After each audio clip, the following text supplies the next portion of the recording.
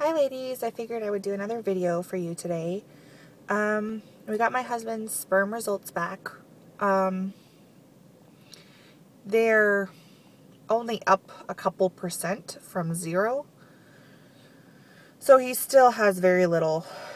He has 1/20th of the normal lower average of a male, what a male should have. So it is going up, but that's all it went up in 3 months. So it was clarification for me that I'm on the right road in the weight loss journey and taking the time off of trying to conceive, because he's probably not going to be even ready to go to try to conceive for another year, like 6+ months.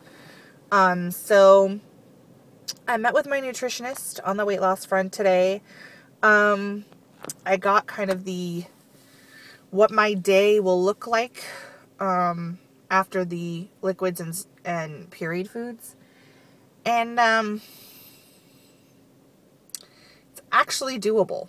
The whole sugar-free liquids only, blah, blah, blah, blah, blah, when I only drink water anyways. The protein shakes, the amount that I should have, how many ounces, it's pretty much half a cup type stuff, a lot more meals, 6 to 8 instead of, 1 to 3. As I'm going through it, I'm quiet, and the nutritionist is like, is this too much for you? Are you going to be able to do this? I'm like, well, it's definitely a life change, but I'm reading this, and I'm actually thinking about the people in my support group. I'm thinking about the people that I know that have had weight loss surgery, and I'm like, they're not doing this. They're not doing it at all. And they wonder why after a year. They're like, my appetite's back with a vengeance. I've gained 50 pounds. Oh my God. Because if you don't stick to this and what they require of you, and you eat more than you should, you're pounding the alcohol, you're doing all this stuff, you're going to stretch your stomach out. And so no person with a bypass should sit down and be able to eat 2+ pieces of pizza in one sitting. And if you have, your pouch is now the size of a normal stomach again. And so that's gross. Yeah, because you've stretched the stomach, your surgical new stomach, that holds approximately between a half and a full cup of food, when a normal stomach holds 5 to 6. You've stretched this out to 7 times its size. And to me, that's probably one of the most disgusting things in the world. I'd rather look at a pile of maggots than know somebody stretched this out to 7 times its size by gorging themselves and eating more than they should have. And it's just, why go through the whole surgery and everything to just be like, screw it. I am going to eat that pizza. I'm going to eat that stuff. I'm going to drink that bottle of tequila. I'm going to, like, I don't eat the healthiest, no, but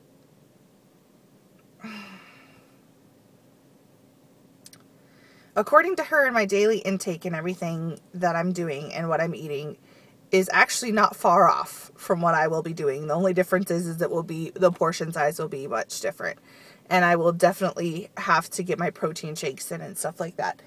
But to be just like, I'm sorry. I wonder why people do this surgery for people sometimes. Because, if they're 400+ pounds and you're going to do this surgery for them, or 300+ pounds and you're going to do this surgery for them, or even me, people that are like me, that pound the food back, that will literally buy, 3 or 4 McDonald's meals, come home, sit in front of the TV and eat them, and then 3 hours later they're eating that again. The people that are eating thousands and thousands and thousands of calories, and they got themselves to 400 pounds. Why they're doing this surgery for them?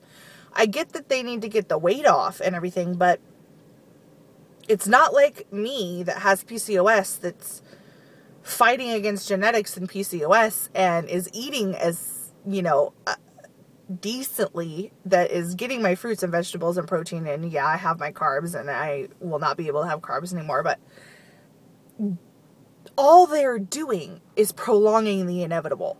They're getting the weight off of these people, and these people will end up putting it back on within 5 years of the surgery, because if you don't actually see a nutritionist and you don't actually commit to making the changes or have healthy changes or healthy things you're doing in your life, this surgery is not going to work. So the whole easy way out concept that people say, oh, you're having surgery, taking the easy way out. Actually, I can see where they get that when you have these people that are doing that. And they're just like, oh, I'm just going to have this weight loss surgery and change nothing about my life. Those are the people that 5+ years, they are back where they're at. The people that are 3 and 4 years post-op that are still continuing to lose, or they're building the tone and everything like that, that's from work. That's not from sitting on their butt. But actually, I think like 80% of the women on this support group that I'm on are not doing it right. And they're quote unquote stalling, or they're gaining the weight back, and it's really sad. But I'm so tempted to just comment below and go, if you had stuck to the basics, or if you would shrink your pouch back down and stop eating the freaking pizza. To me, in my situation, I have not eaten the best. I haven't made the best life choices, but I'm on water only. I'm cutting out candy. I'm not sitting there with my whole box of pizza and eating it. And this is going to change my life, and it's going to stay off. The weight's going to stay off because I've committed to doing it. It's so hard for me not to comment and go, you got the surgery, but you didn't commit. You know, you're sitting here going, I need tips, I need tools, I just ate 3 pieces of pizza. And it's just like, why are you eating pizza, period? You know, pizza is one of the top foods you're never going to have again in your life. Because you're not supposed to have the soft, doughy bread, because the soft, doughy bread expands in your stomach. And it's making this pouch expand and slowly expand over time. Why you even put a piece of pizza to your lips? It's just that this is my biggest rant and rave. It's just like, I don't feel sorry for those women. I don't feel sorry for those people, because they made the choice to like totally go against, and it's in this, they give everyone this rule book before they have surgery, and they go over it over and over again. So it can't be ignorance. It's just poor choices, and they never did anything to fix those poor choices. And I feel sorry for them, but I don't. So that's my biggest realization by going to this appointment today, is that I'm on the right track and I can commit to this. This is something that is, I look at it and I have no fear. I can do this. You know, to drink my freaking, 16 plus ounces of water, I already do that. You know, no caffeine, no coffee, no tea for a long, long time, if not at all ever again. I don't do that. No pizza, no sitting there with 4 cups of spaghetti and sitting there pigging out. I don't do that. I may eat a piece of pizza, I may have a cup of spaghetti, and I'm sad I won't be able to do that anymore. But it's so great that I look at this and go, I can do this. I'm probably going to have some rough days.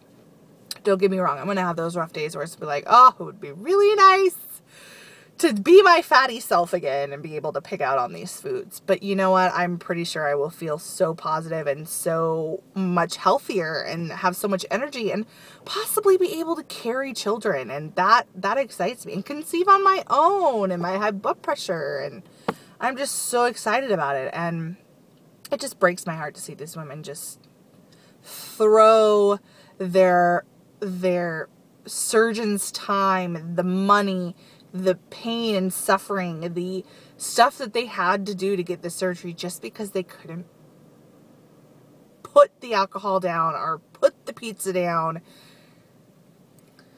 Because it's not just about the food, it's what the food is doing to the pouch, and they're not realizing it. And it's really, really sad. They got the same education I did. So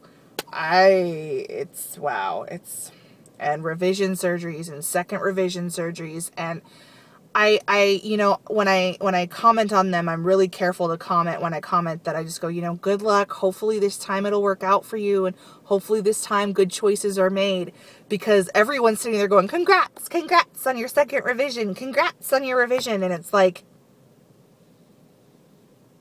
you wouldn't have needed one if you had done things right the first time. And I know that we all make mistakes. So I can even see a revision surgery, but you know, a second revision, we should not be congratulating these people. We should tell them, honey, get the surgery fine, but unless you are making different choices, there will be no fourth or third revision. It is impossible. You will have no stomach left. And I feel bad for these women, because surgery is not the answer when it's the only answer. There has to be work done on your part. And I just don't feel like people understand this. So, next week, I meet with my pulmonary doctor again, and he will be running his tests. The only appointments after the pulmonary appointment that I will have left is one physical and my cardiac stress test. I've already signed up for the 101 course, which means after the 101 course, I can have my surgery date scheduled. So I'm really excited about that. I mean, it's like 3 weeks away before I know my surgery date, and I'm really excited. So yeah, wish me luck. I am really excited.